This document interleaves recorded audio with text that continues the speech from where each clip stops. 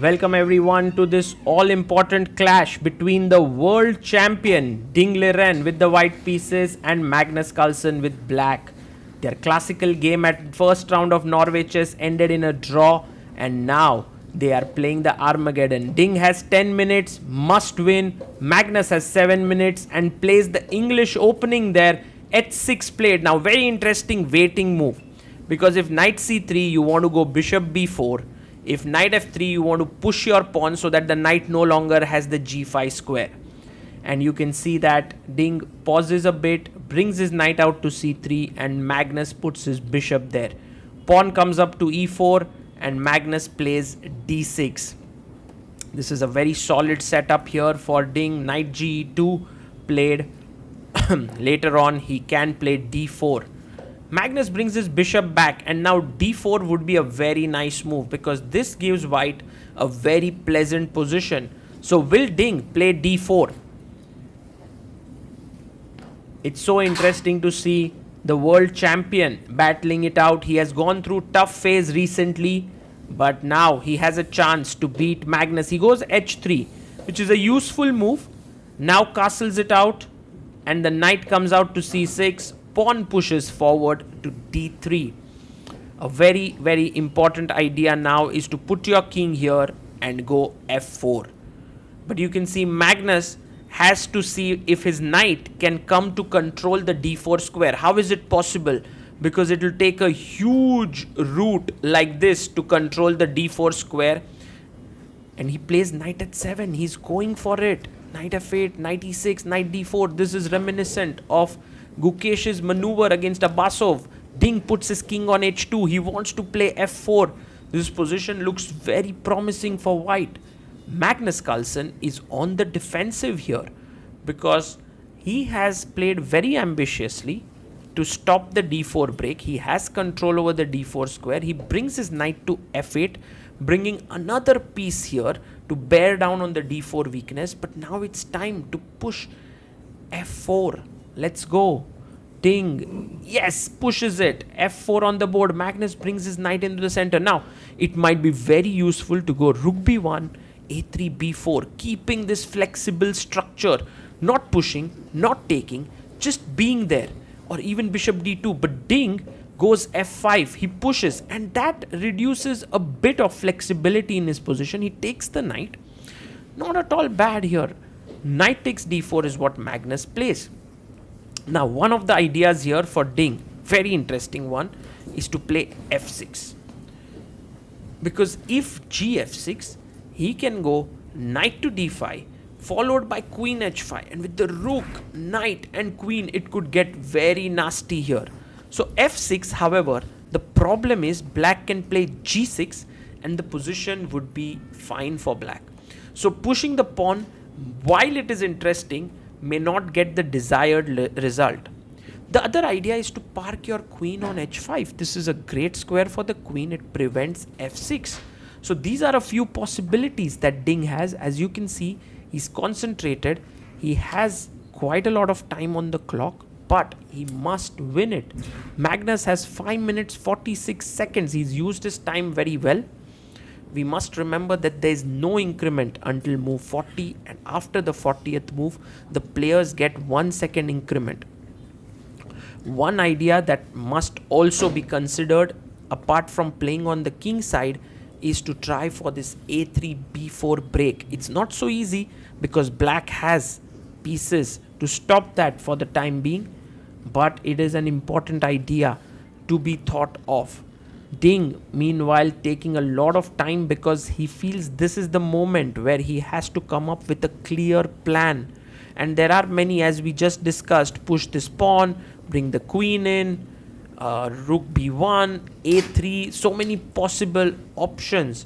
But you can't sort of hurry into a3. Later on, if bishop d7 and you play it this way, then a4 simply stops this. Oh, he goes rook b1. I like this idea. He wants to play a3, b4. Magnus goes bishop d7, and he's trying for that same trick. If you play a3, there is a4. That's the reason why Ding starts with b3. Very smart. He wants to go a3 and b4 now. That is his plan. Will Magnus be able to somehow stop it? or will he be in some trouble there? I think it's not so simple to figure out what is the right way for Magnus to play. One way is to go f6. Just stop all the play there. No, he goes queenside play with b5. Wow, that is a very interesting move. But now Ding has an option to go f6, and after g6 he can take and go bishop b2, and this position has much greater possibilities now because the queen side has opened up, and at some point after takes and moving the rook, there might be d4 in the air. So clearly Ding might want to go f6. It's a subtle change in the position with these two pawns facing off each other, which makes f6 possible. But he goes queen g4. He's trying to attack here. g6 or g5, something can be played, but Magnus goes king f8. He defends the pawn with his king. The king is a bit weak, but at the same time he's defending the g7 pawn. Also the bishop is pinning the pawn on f5. How should white continue now? For Ding, it's a big question. Maybe he wants to simplify stuff on the queen side. He goes queen h5. Not the best move here. Maybe his plan is f6, because then the h6 pawn would hang, and that's why Magnus plays f6. And this is such a happy development for Magnus, because now somehow to get g4 g5 break is going to be extremely difficult, and the entire thing is packed up on the king side. On the queen side, white has to decide how to deal with it, because you don't want black to be playing b4 here. So he comes back with the queen. He comes back. Maybe taking on b5 was much more wise. Will Magnus now push his pawn forward to b4 and attack the knight? Because look, if you push here, knight d5, c6, knight e3, it's possible. Oh, Magnus pushes it. And will Ding go knight e2, knight d5? Because later on a4 will also come in. So black's position looks a picture of great coordination. It's a picture of great coordination for black. Oh, Ding goes knight a4. But now Magnus can take that knight and spoil the structure entirely. He can do it. He can take, and that a4 pawn would be weak. But also you can just move your bishop away. That's also possible. Ding Liren plays his knight to a4. Magnus keeps his bishop alive. He goes bishop a7, and Ding goes bishop f3. Maybe he wants to put his bishop to g6 and then slowly start pushing his pawns. So Magnus takes it. Rook takes f3. And maybe it's time to snatch this knight on a4 as well. Oh, he goes queen e8. He's putting more pressure on the a4 knight. A draw is a good result for Magnus Carlsen because he's black. Draw is all he needs. Time-wise, Ding still has a 30-second edge. He goes g4, puts his bishop on d4, bishop e3, and now the pieces are getting traded. So Magnus Carlsen can actually trade. Rook takes, trade, pawn takes, and we reach this position where Magnus just completely kills off all the play on the queen side.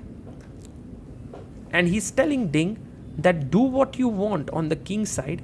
I'm safe. Ooh, Ding has now the only pawn break in the position, I believe, which is g5.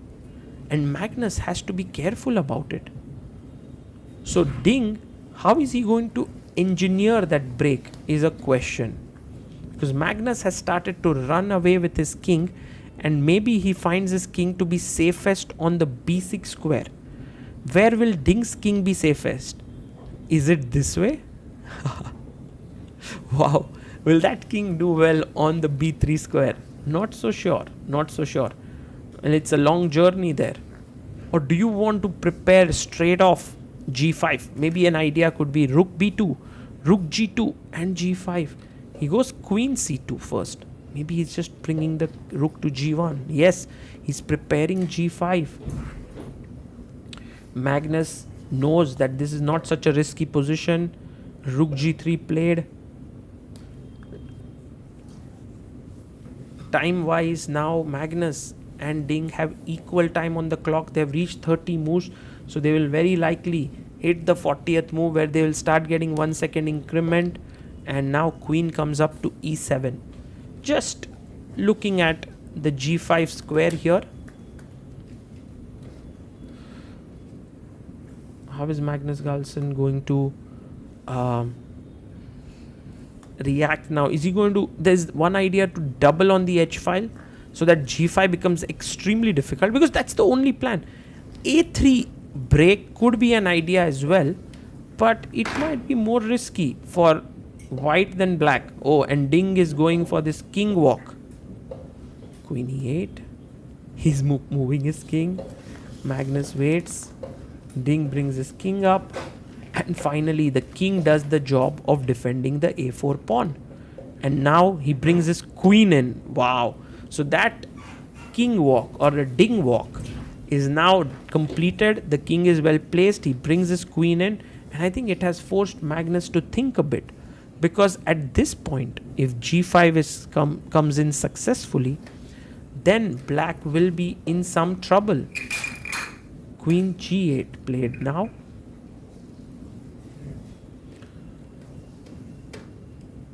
Goes queen g2.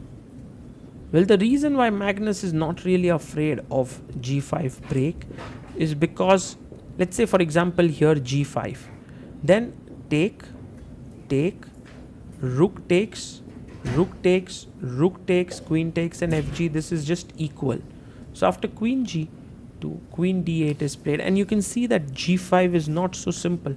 So in a way, the dynamics of this position are too limited to engineer the d5 break, g5 break. Also, another plan could be to bring your rook to g1 and then go for g5. But it's too risky, right? Because if you do that way, then after hg, the black rooks start entering the h file, and remember, this king is not so safe. It's not so safe there. Queen e8. Magnus waits. Magnus waits. Ding waits. He brings his rook back. Magnus brings his queen here. Rook g1. Both players waiting. And actually now is another moment to go for g5. But after takes, this is what we were talking about. Suddenly ideas like this coming in, the rook coming in, it can get very nasty here. So clearly Ding has to be careful. He cannot just over press and lose, because okay, anyway, a draw is as good as a loss in terms of the tournament, but mentally you don't want to lose such a position. Rook h3. So it's a very precarious situation for the world champion. Queen d8. And he is now down to 1 minute 40 seconds. Magnus has 2 minutes 12 seconds on the clock. In this Armageddon, the player who wins gets an extra half point in the final standings. That's what they are playing for. Rook h1 played. Somehow Ding is trying to tire out Magnus Carlsen here by waiting, but I don't think that Magnus is going to get tired in any way. He knows that he can just wait it out. Maybe queen, just move the king away somewhere. 1 minute 28 seconds for Ding. Queen g8 played. And with the two rooks double down the h file, maybe Ding is now somewhere thinking about this break. Queen comes to g3. And how does black continue here? What is the way that he can continue?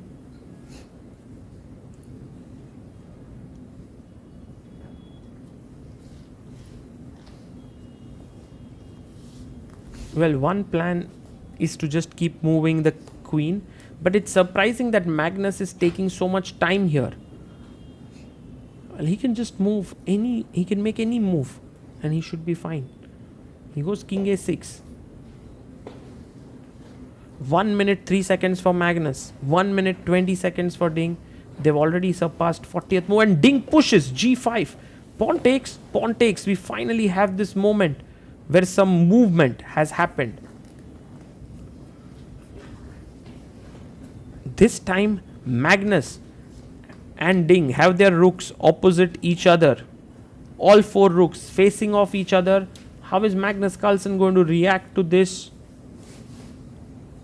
He takes on h3, rook takes on h3, and Ding very, very patiently waits for Magnus to press the clock before he takes it. And now fg5. So you have to exchange rooks. Trades the rooks. Queen takes g5. Queen comes in. Now Ding has a great position. If you see, his queen can enter, can attack this pawn, but Magnus goes all in, and he is threatening a checkmate here. Nothing less than a checkmate. So Ding cannot go take this pawn because that's game over. So he must defend against that checkmate. So he comes king c2, queen a1. Magnus is actually trying to win some pawns. Queen c3 check. Oh my god, he's going to win few pawns here. Ding has to be careful. King b1. So one pawn bites the dust. Another check. Now wherever Ding goes, he's going to lose a pawn. He can't go up. It's a mate here. So if he goes here, he'll lose e4 pawn with a check. If he goes to c2, c1, then he'll lose c4 pawn with a check. King b1, he loses this pawn. And now the only problem is, if you win this one, then queen d6 check is still draw. So he goes queen c6.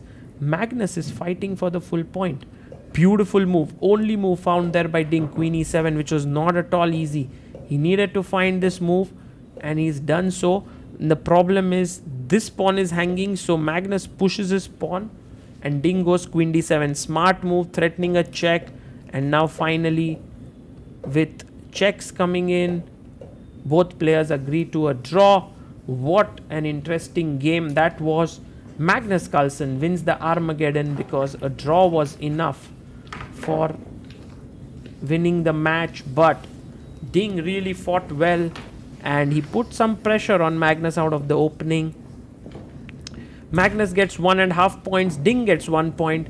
It's a decent day for Ding because he drew the classical game and then drew the Armageddon against Magnus Carlsen, and we'll be looking forward to Ding's performance in this tournament. He hasn't been in great form, but who knows?